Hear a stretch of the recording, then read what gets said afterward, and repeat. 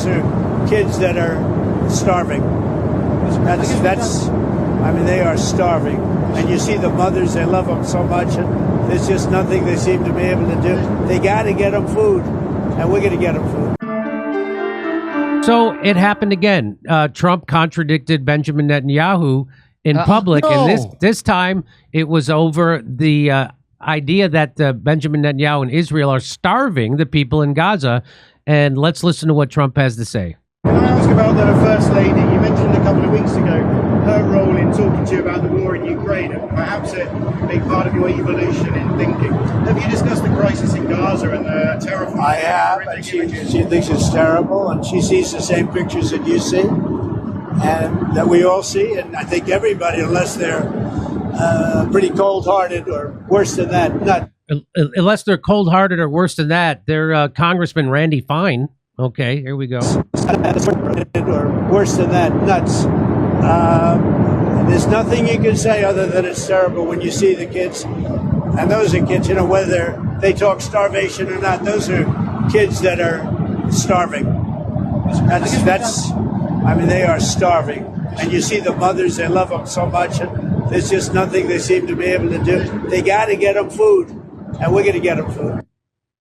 So the irony here is that Trump could single-handedly get them food. He doesn't have to. He doesn't have to think of a plan. He doesn't have to figure out a diplomatic solution. He could just do it. And so, but it's good to see him at least contradict Benjamin Netanyahu and all the Zionist a-holes who are saying that there is no starvation going on, or the starvation is that's because Hamas is doing it to themselves. And Fox News, we showed you that story yesterday, how they pretended it was the UN's fault that the people are starving in Gaza, and it's not. Oh God, Benjamin Netanyahu, the Israeli, they want to feed those people. It's the UN, and so it looks like Trump found and deactivated the devices that are hidden in our major cities. Now what? That was the last bargaining chip. So you know what I'm talking about, right? Sounds like the Zionist planting. Anyway, not that they do false flags. I'm not saying that the Mossad and the Zionists would do false flags. Yeah, and they certainly don't starve people. I'm surprised Trump is so virulently anti-Semitic right now. I mean, what we see here, so Glenn Greenwald says, Trump again publicly contradicts Netanyahu and many of Israel's most devoted U.S. supporters by saying many kids in Gaza are starving, and that only those who are pretty cold-hearted or worse than that, nuts, would deny this and be indifferent. So that's a man who has come to terms with a Russian hooker peeing on him, and it just simply doesn't matter anymore. Yeah. I still don't understand why it ever mattered. So what? They didn't even pee on him. They peed on the bed Obama slept in. I don't know if that's like a magic spell. So you know what, though? Here's the weird thing. We're still paying for the starving of these Gazan children. Yeah. With our tax money. So that sounds even more nuts, actually, when you think of it that way. When you think of it, he's acknowledging how horrible it is, but won't stop doing it. It reminds me of Steve-O on Jackass stapling his balls to his own leg. You did this. You did this. So so underneath this post by Glenn Greenwald, I saw a lot of people. So here's Matt Stoller. So friend of the show, Matt Stoller, he said, honestly, who cares? Trump is in charge. He can stop it at any point. That he's not stopping it shows he's just playing us all for chumps. That's what so that's a version of what I just said. But Glenn comes back and says, admitting that there's starvation throughout Gaza is important, given how many people are clinging to denialism. It'd be like saying, who cares if a very prominent person during World War II said there's a Nazi policy of extermination. But yes, Trump, like Biden, is culpable. So, there is a little more nuance here. I agree with Matt. I agree with Glenn. We should technically use this as a defense when we get banned for saying the crimes Israel did. You know, they want to ban you from things. Yeah. So the president acknowledged this is real and not a lie. So isn't that anti-Semitic? What? Isn't that now anti-Semitic according to Trump? If you criticize, him contradicting that hopefully will lead to that not going through, that insane law that Israel's passing. Yeah. So this guy Ralph, he says Not that it matters, but I reject the notion that Trump has been worse for Gaza than Biden. Biden never got a ceasefire and never talked with Hamas. It's very disappointing to see Trump not challenge Israel. I hope Witkoff bullies them into another ceasefire soon. Glenn says, I don't think Trump has been worse for Gaza than Biden. It's impossible to have been worse than Biden. Neither he nor anyone acting in his name imposed a single limit. Biden declared red lines Netanyahu ignored, and Biden kept arming and funding it. They're equally guilty. So I would agree with Glenn on this.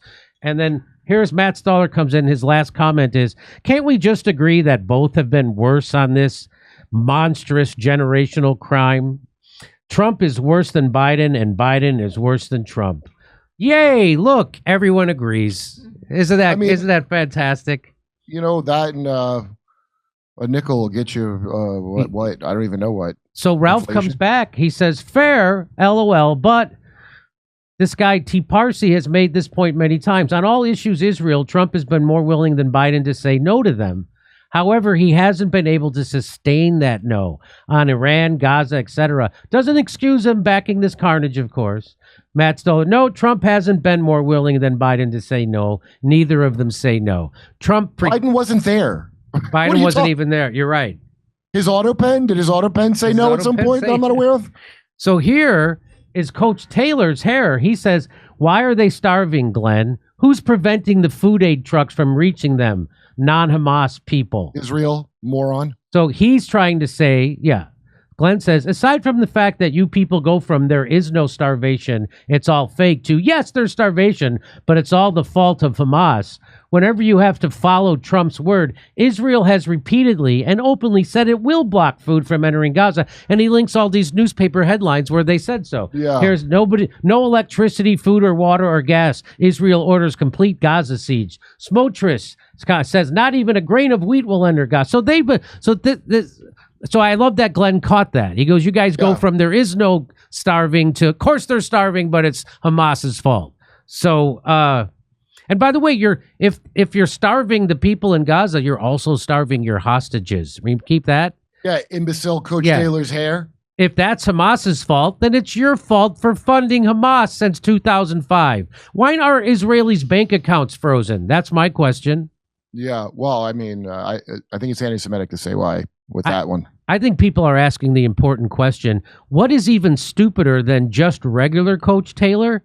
And now the question has been answered. Yeah. Coach Taylor's hair. Yeah. It's attached to his brain. It says what it sounds like. And if you want to hear my jokes about Israel and Gaza, you could come this Sunday to Oxnard, California, and see me at the Levity Live Comedy Club, or maybe in Rutherford, New Jersey, or Manhattan at the Village Underground, plus Calgary, Edmonton, and Vancouver. Go to jimmydore.com for a link for tickets. These are tough times for tough jokes, folks. I do better when it's going tough. I always do better. You know, tough jokes for tough times, and you'll hear them at my stand-up comedy. Go to jimmydore.com for a link for tickets. Come see us in Oxnard, California, Rutherford, New Jersey, Manhattan, New York, Edmonton, Calgary, Vancouver, Appleton, Wisconsin, Rosemont, and Chicago, Illinois. Go to jimmydore.com for a link for tickets.